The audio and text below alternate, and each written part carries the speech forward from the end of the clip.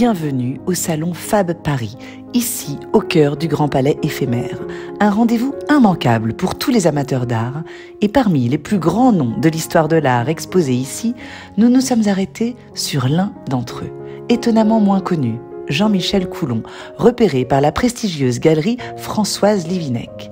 C'est ici, aux côtés de chefs-d'œuvre de Claude Viala, d'Aristide Maillol ou encore d'André Marfin, que nous sommes interpellés par ces petits aplats de couleurs, cette matière empâtée, cette abstraction étrangement poétique.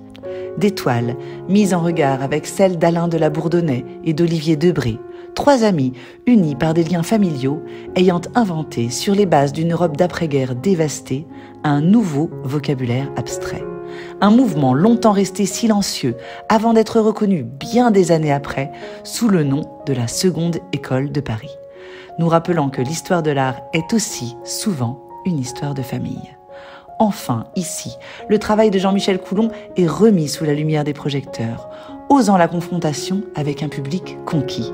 Nous découvrons celui qui, à l'époque, a exposé aux côtés de Braque, de Stahl, Kandinsky ou encore Rothko. Nous nous approchons de ces toiles, trop longtemps restées dans l'ombre, qui viennent enfin d'intégrer les collections du Centre Pompidou.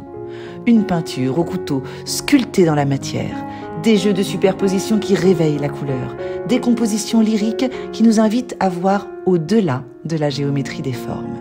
Des immeubles new-yorkais perdus dans la grisaille urbaine, des champs vus du ciel, les pavés d'une ruelle parisienne un jour de pluie.